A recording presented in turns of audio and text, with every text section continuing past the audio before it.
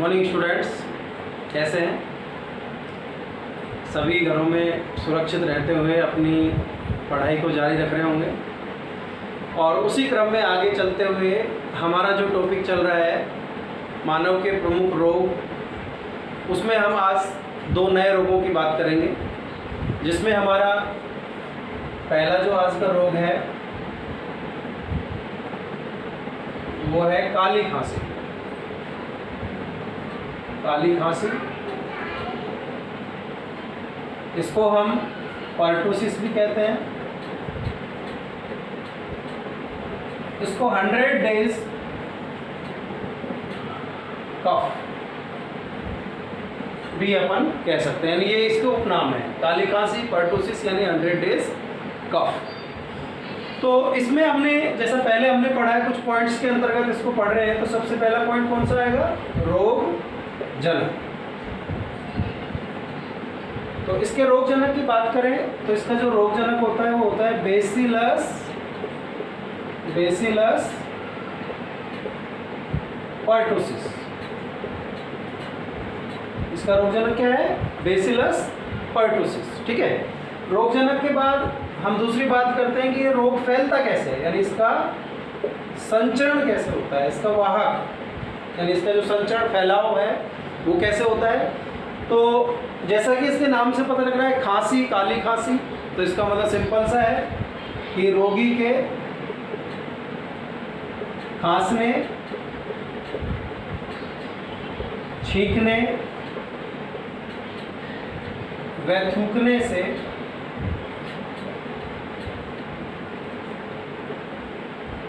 वायु द्वारा ये रोग फैलता है। ये इसका संचरण हो गया। संचरण के बाद हम इसके लक्षणों की बात कर लेते हैं। पर्टुसिस यानी काली खांसी में जो सबसे मुख्य लक्षण होता है कि इसमें तेज आवाज के साथ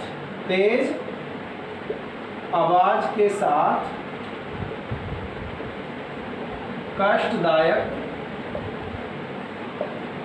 खांसी उत्पन्न होना। तेज आवाज के साथ कष्टदायक खांसी उत्पन्न होना। दूसरा, इसमें गले में व सीने में दर्द उत्पन्न होना, ये इसका लक्षण है। यानी गले में खांसते समय और सीने में दर्द उत्पन्न होना और तेज आवाज के साथ कष्टदायक खांसी आना, ये इसके मुख्य लक्षण हैं। और लास्ट में हम बात कर लेते हैं कि इसका बचाव कैसे किया जा सके, वह इसका उपचार क्या है।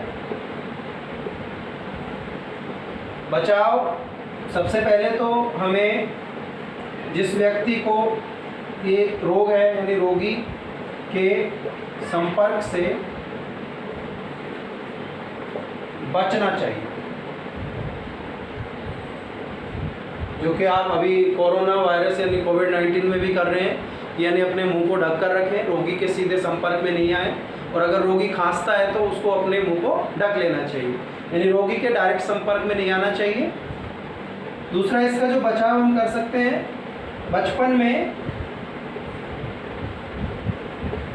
अभी अपन ने टीके पढ़े थे डीपीटी यानी डिप्थीरिया, पर्टुसिस, टेटनस, 3 रोगों से बचाव करता है टीका। तो डीपीटी के टीके लगवाने चाहिए। बचपन में डीपीटी के टीके लगवाने चाहिए। और एंटीबायोटिक्स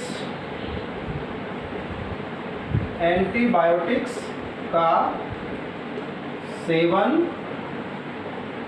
करना चाहिए। तो इस तरह से हम काली खांसी यानी पर्टुसिस से बचाव कर सकते हैं। दोबारा रिपीट करते हैं, काली खांसी, पर्टुसिस, 100 डेज कफ इसका उपनाम है। रोगजनक बेसिलस पर्टुसिस है। संचरण इसका रोगी के खांसने, छींकने में थूकने से वायु द्वारा ये रोग फैल सकता है। लक्षण है तेज आवाज के साथ कष्टदायक खांसी उत्पन्न होना, गले में और सीने में दर्द उत्पन्न होना, ये इसके प्रमुख लक्षण हैं। बचाव में हम रोगी के संपर्क से दूर रह सकते हैं। इसके अलावा बचपन में हमें टीके लगवा लेने चाहिए डीपीटी के। और एंटीबायोटिक का सेवन अगर हम करेंगे तो हम इस रोग से बच सकते हैं। तो इस तरह से हमने जो आज रोग पढ़ा है एक काली खांसी। हाँ, तो अगला जो रोग है वो है टिटनस।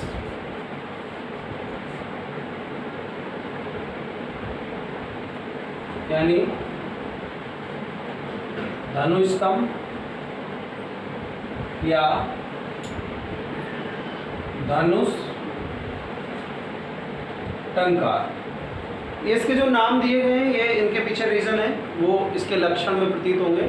क्योंकि जो इसमें मांसपेशियां अकड़ जाने से व्यक्ति का शरीर एकदम तन जाता है और इसलिए इसका नाम जो है धनुष टंकार या धनुस्तंभ रखा गया है। इसका जो रोगजनक है वो है क्लॉस्ट्रीडियम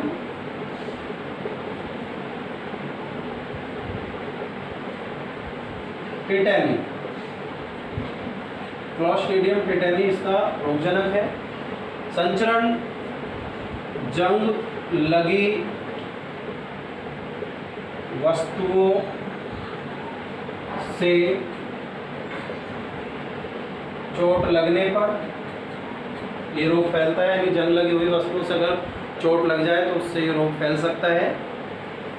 लक्षण इसका जो है, सबसे पहले अपन बात करें तो जो मांसपेशियां हैं व्यक्ति की, मांसपेशियां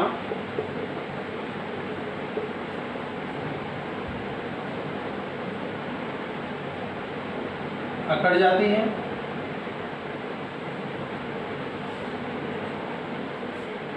यानी जो मांसपेशियां हैं शरीर की और स्पेशली कहाँ, गले की, तो गले की जो मांसपेशियां हैं वो अकड़ जाएंगी यानी सिकुड़ जाएंगी। और जो शरीर है अकड़ जाना यानी मांसपेशियां सिकुड़ जाना, शरीर अकड़ जाना और सांस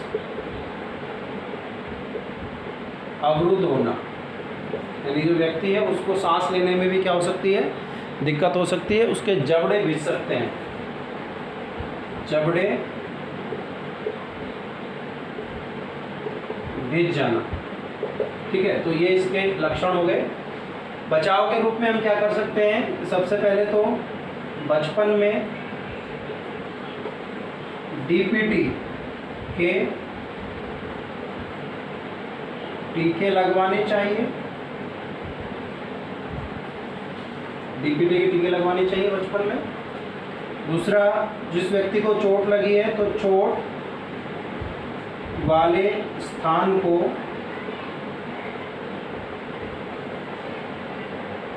अच्छी तरह से साफ करके, यानी चोट जहाँ पर घाव हो गया है उसको अच्छी तरह साफ करके एंटीसेप्टिक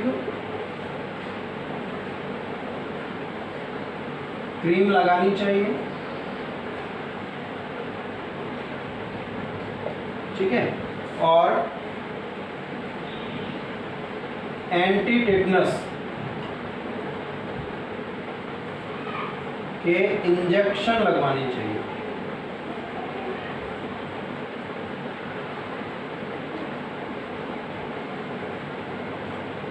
यानी कि व्यक्ति को एंटी टिटनस एटीएस के इंजेक्शन लगवाने चाहिए। तो दोबारा रिपीट करते हैं, रोग टिटनस, धनुस्तंभ या धनुष्टंकार। इसका जो रोगजनक है वो क्लॉस्ट्रीडियम टेटेनी है। संचरण इसका चोट लगी हुई वस्तु से, जंग लगी हुई वस्तु से अगर चोट लग जाती है तो इसका संचरण हो सकता है।